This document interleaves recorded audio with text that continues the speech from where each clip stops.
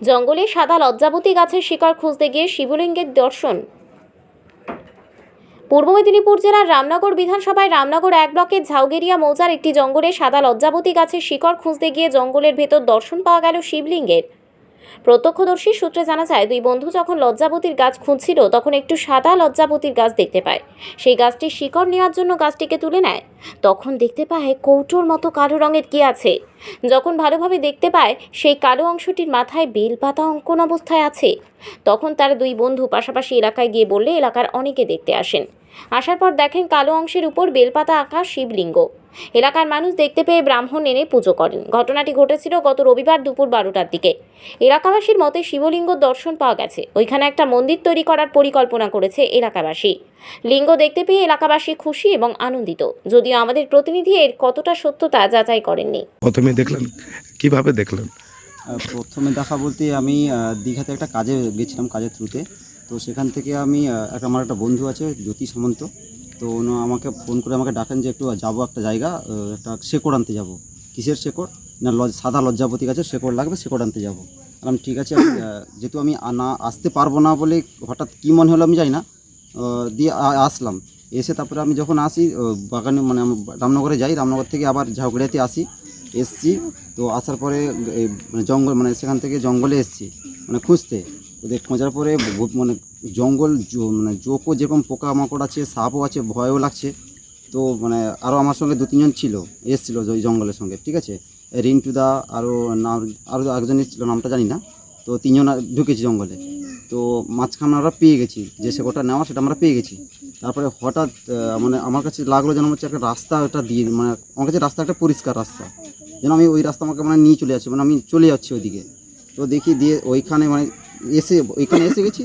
ওইখানেও একটা গাছ আছে, শেকড়, ওই লজ্জাপতি গাছের শেকড়টাও। ওই মানে শেকড়টা তুলেছি, তোলার পরে দেখি একটা মানে মানে ওটাকে প্রথমে আমি ভাবলাম যে ওটার ঢাকনা। প্রথমে আমার এরকম একটা মনে হলো, মানে যে বেলপাতা যে ছবিটা দেখলাম সেটা প্রথমে দেখা যাচ্ছিল না। ওই ঢাকনা দেখলাম, দিয়ে দেখে আমি ঘুরে পড়েছি, হয়তো ঢাকনা পড়ে আছে। ঘুরে পড়েছি, আমাকে একটা কেমন টেনে আনলো, মানে ঘুরিয়ে দিল আমাকে, যে মানে আচানক একটা ঘুরিয়ে দিল আমাকে।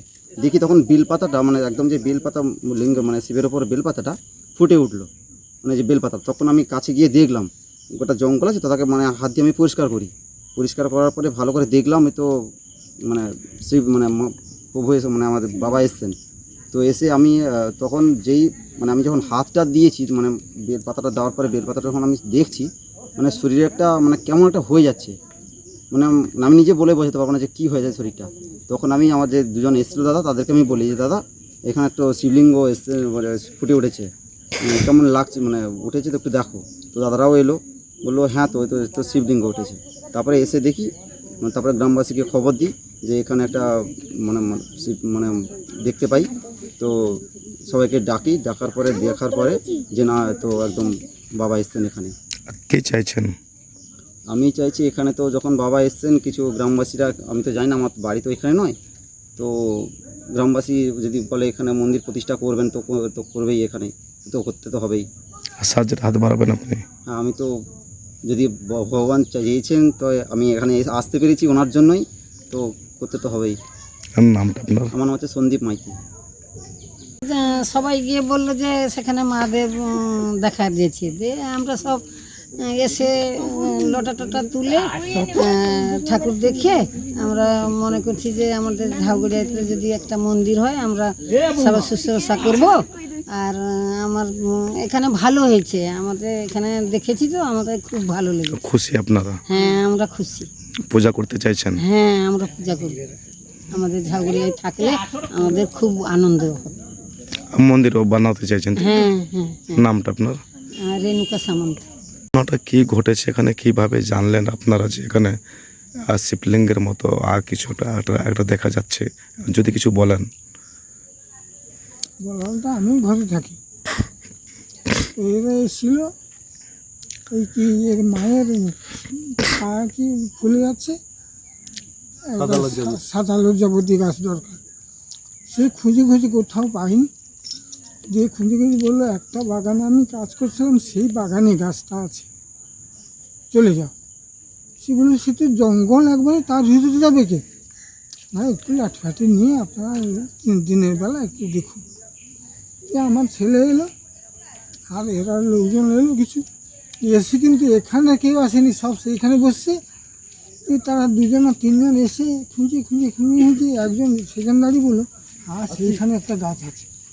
দিয়ে তারা দেখলো, বলে হ্যাঁ। দিয়ে গাছটা এসে সেইখানটা গাছ বোধ দিয়ে গাছটা খুব কষ্ট করে তুলে দিয়ে বললো একটা লজ্জাবতী গাছ তো আছে এখানে, সেখানে একটা পাথরটা কি। দিয়ে তারা লাঠি দিয়ে করে বললো হ্যাঁ এটা পাথর নাকি, না দেখো দেখি। তাকে দিয়ে গাছটা তো উপরে দেখলো যে একটা পাথরের মতো কি বসে আছে।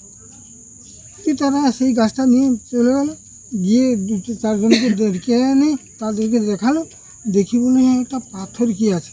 দিয়ে সঙ্গে লোকজন দেখে এনে এসে এই গাছটা ছিল সব পরিষ্কার করে সব এটা করলো, বলে একটা পাথর। দিয়ে একজন খুব জোরে করলো, বলে উঠছে না। দিয়ে তারা পরিষ্কার করে আবার বিকালে কিছু লোক এলো, তারপর সন্ধ্যার সময় প্রায় 10-12 জন লোক এলো। তারা বসে প্রায় এতখানি খুঁড়ে দেখলো যে না গাছটা তো নড়ছে না, কিছু কিন্তু পাথরটা নড়ছে না তো।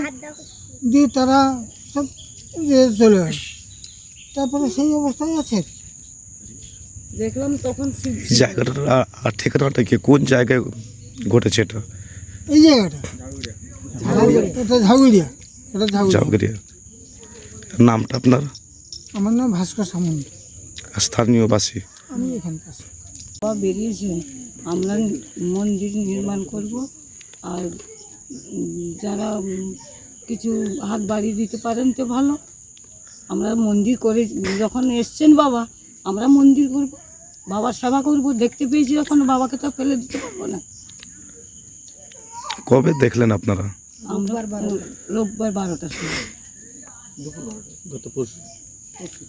পরশু দিন দেখেছি। নামটা আপনার? কানন দাস। বুঝতে পারলেন কি করে যে এটা শিবলিঙ্গ আর অন্য কিছু নয়? তো আমাদের যে বয়স্ক যে জেঠু বলে গেলেন কথাটা, ওইভাবে জিনিসটা হয়েছে। তারপরে আমরা যখন শুনতে পাই, এসে দেখি যে সত্যিকারে মানে একবারে শিবলিঙ্গর মতন, মানে যে ঠাকুর হর হর মহাদেব। আমরা দেখলাম মাথায় বেলপাতা আছে এবং চারদিকে জঙ্গল ফঙ্গল ছিল, মাটি দিয়ে করা ছিল।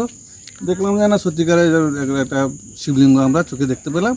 যার জন্য আমাদের গ্রামের আমরা গ্রামবাসী সবাই উদাসীন যে ঠাকুরে আমাদের গ্রামে এসছে, তাকে আমাদের পূজা করতে হবে, তাকে প্রতিষ্ঠা করতে হবে। সবাই আমরা মোটামুটি একটা ওই ঠাকুরের শরণাপন্ন হয়েছে। আগামী দিনে কি চাইছেন? আমরা চাইছি যখন ঠাকুর আমাদের গ্রামে এসছে, ঠাকুর আমাদের গ্রামের সবাই মঙ্গল করবে এবং ঠাকুরের কৃপায় আমরা তো বেঁচে আছি। তো আমরা যাই এখানে একটা মন্দির হোক বা একটা প্রতিষ্ঠামূলক একটা যে কোনো একটা কিছু হোক। নামটা আপনার? নাম আমার সুনীল জানা। রামনগর থেকে নিজস্ব প্রতিনিধির রিপোর্ট, ডিএন আপডেট।